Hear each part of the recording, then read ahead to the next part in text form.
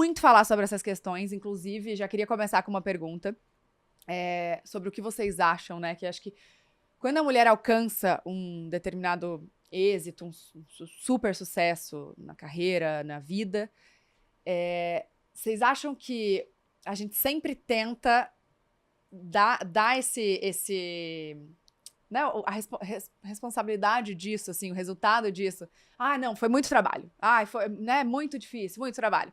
Como vocês enxergam essa nossa aceitação, digamos assim, do nosso sucesso, do nosso próprio sucesso? Manda. Regina, imagina,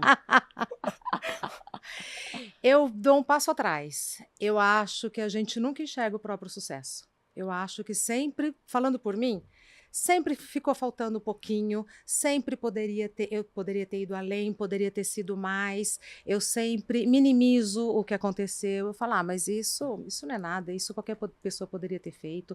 Então, eu sou de uma geração diferente da de vocês. Eu acabei de fazer 57 anos. Maravilhosa, merece, ó. Muito obrigada. Tocantins inteiro. Estou me aproximando para uma virada de década importante, que é a de 60 anos. Eu nunca fui atenta, idade nunca me pegou. Eu lembro quando eu fiz 15 anos, eu lembro quando eu fiz 18 anos, eu me lembro das idades, mas o número nunca me pegou. Mas olhar os 70, olhar os 60 ali, é uma coisa que está me fazendo refletir sobre algumas questões.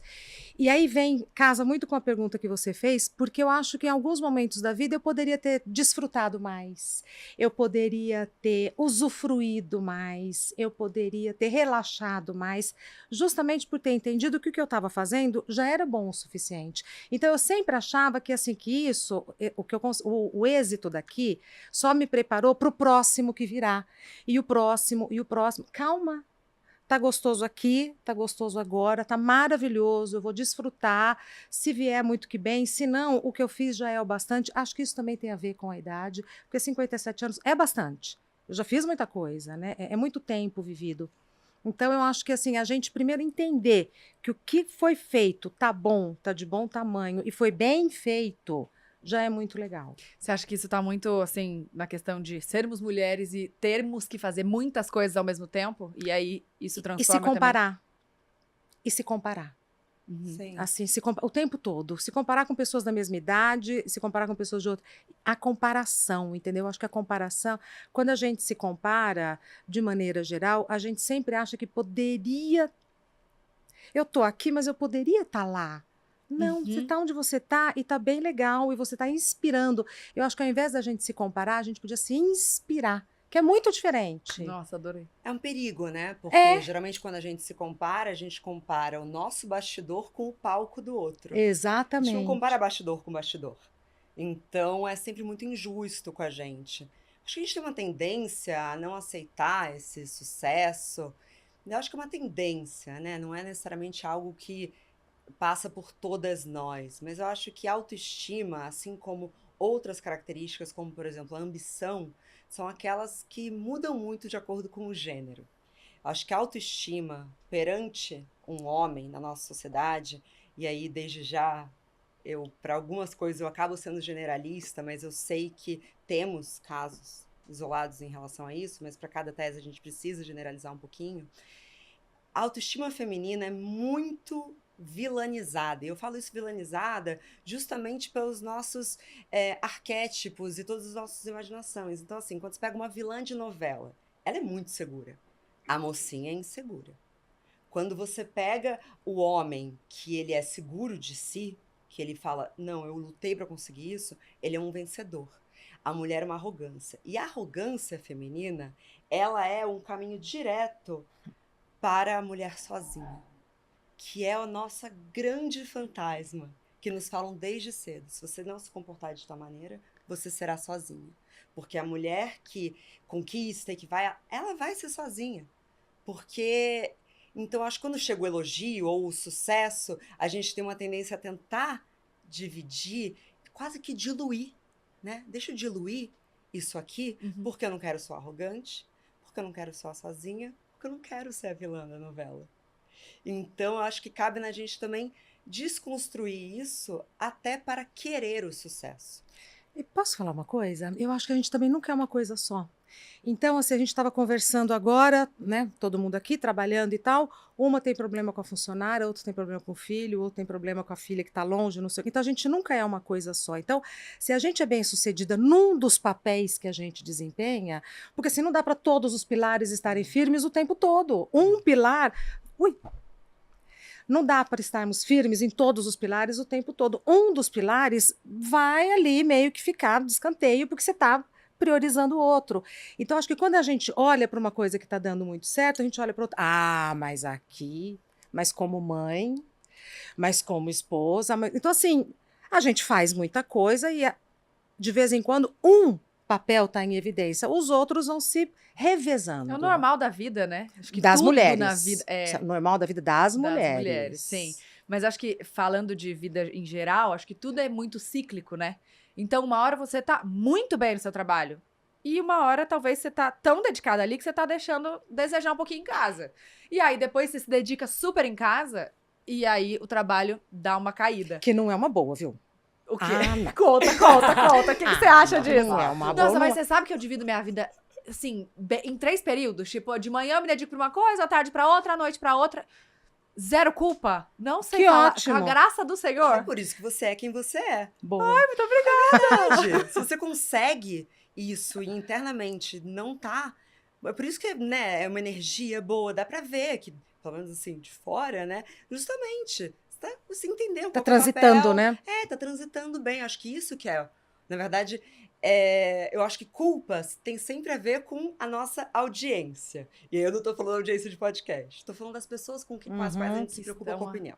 Que tá à nossa volta. Às vezes é seu pai, às vezes é sua mãe, às vezes é uma amiga da faculdade que sempre falou que você ia ser péssimo e agora Filhos. você quer provar pra ela.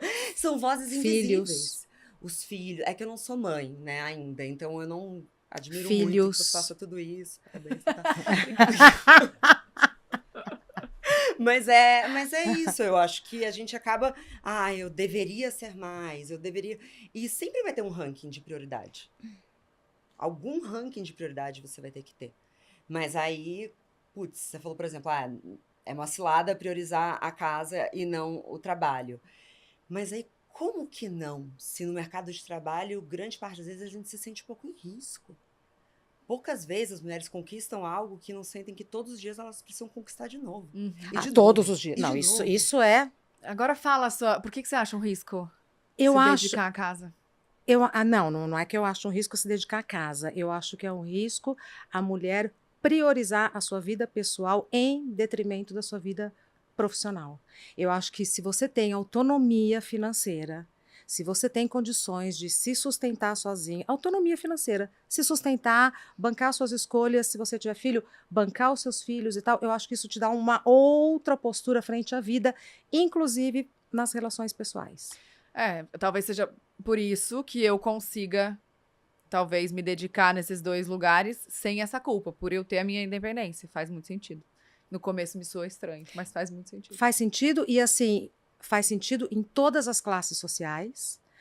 Somos mulheres privilegiadas em todos os aspectos, Sim. temos perfeita consciência disso, mas eu acho que quem não tem os privilégios que nós temos, essas mulheres deveriam ainda mais priorizar a sua vida profissional. Porque elas vão ter mais segurança, elas vão ter mais respaldo, elas vão sofrer menos feminicídio, eu acho que elas vão ser menos abusadas, eu acho que elas vão ter mais força frente à vida, mais autonomia para decidir sim ou não para esse parceiro ou para essa situação, e eu acho que a carência é muito grande e eu acho que, inclusive, carência de mulheres que falam isso, porque é romantizado você ter filhos, você ser dono de casa, você estar casado, e acho que durante boa parte da vida a gente tem isso como prioridade. Só que chega uma hora que tem uma virada de chave, eu acho que entre os 20 até os 34, 35 anos, eu acho que é uma virada de chave, e eu acho que na vida profissional. E é justamente nessa fase que as mulheres perdem um pouco o embalo. Por quê? Porque elas estão ali se dedicando à vida pessoal.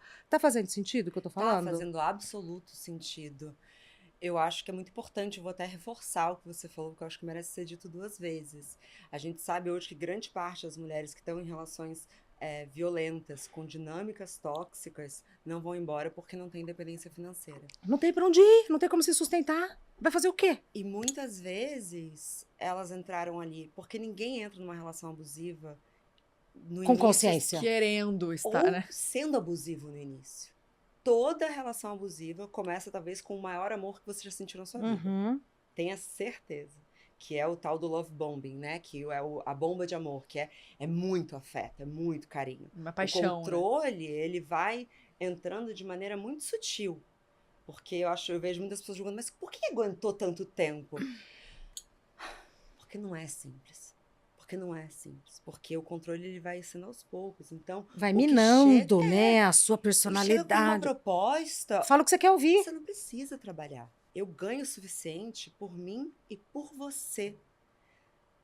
Aí, não raras vezes, corta 5, 6, 7 anos, vira. Você vai aonde? Se sou eu que pago tudo que tem aqui. Então, a mesma pessoa que foi generosa, talvez vire seu maior algoz. Então, independência financeira não é para comprar bolsa, é para ter o direito de ir e vir. Uhum. Pra te dar liberdade, autonomia. Mas não é simples, porque a gente está num país que é difícil de fazer dinheiro, é tudo muito complexo, né? É muito complexo. Mas que seja a sua coisinha. Eu vim de aprendizado familiar que, assim, sempre, e a minha avó sempre disse para minha mãe, para as minhas tias, que passou para mim, sempre tem um dinheirinho seu. Ah, isso é o A minha máximo. também, Isso é o é. máximo. Dinheirinho Tem o seu guardado. dinheirinho. Tem um dinheirinho. Talvez, às vezes, até escondido. Uma coisinha. Você fazer uma unha, sabe assim? Uma coisinha sua, E, sabe? gente, claro que generalizando, né? Se você tem a sua configuração familiar, tá satisfeita com isso, tá feliz com isso, tá tudo bem. A gente não tá julgando. A gente tá generalizando para poder falar sobre alguns aspectos, né? É, eu gosto porque, também de claro, deixar bem Não, claro. eu também tô na é internet, eu importante. sei. A gente sabe. Não, e é justamente o que eu me antecipei falando. Eu vou ter que generalizar. Mas isso, tô falando de dinâmicas tóxicas. Sim. Porque eu também acredito que é perfeitamente possível as divisões de gênero. A mulher ser a pessoa que trabalha e ganha, e por que não? O homem ficar em casa e dar uma força para os filhos durante um período. E de repente, quem tá ganhando mais vai segurar mais a onda. É uma parceria. Não é para ser uma relação de hierarquia. É nisso que eu acredito. Uhum. Parceria. E por isso que eu também acredito que a mulher pode. E posso Ganhar trazer mais que o outro homem. tópico? A história do fantasma de ser uma mulher sozinha. Né? Eu sou uma mulher sozinha por opção e adoro. Eu adoro chegar na minha casa e não ter ninguém. Eu tenho 2 cachorras. O que você não abre mão? A Agatha e a Samantha. Eu não abro mão de nada. Eu não abro mão de nada do que eu quero. Eu quero... Porque aí falo, não, mas relação é isso. É uma entrega, é uma parceria. Então, às vezes, você precisa abrir mão de um domingo à tarde para fazer não sei o quê. Eu não quero abrir mão do domingo à tarde. Eu não quero abrir mão de jantar na hora que eu quero. Eu não quero... Ah, mas então você é muito egoísta. Então eu sou. Mas eu tô tão feliz. Tá Mas- tão gostoso. Tá tudo tão encaixadinho, sabe? Isso é a sua percepção, claro, acho que depois de algumas experiências, né? Depois de ter sido casada, depois de ter tido filha, depois de ter vivenciado muitas coisas, nesta fase da minha vida, que eu acho que é a fase mais assustadora. Você vai ficar velha e sozinha. Então, assim, eu estou ficando velha e falo velho ser o menor, falo velha ser não me dói, não me pesa nada. Eu estou ficando velha e sou sozinha. E isso não me assusta, isso não me amedronta, isso me traz conforto, É uma escolha sua. tranquilidade, serenidade, em paz, Dá pra sentir, né? em paz. Não, muito. Parece que sai E uma... parece que faz bem também para a aparência física. Mas aqui é procedimento. Quem não, né?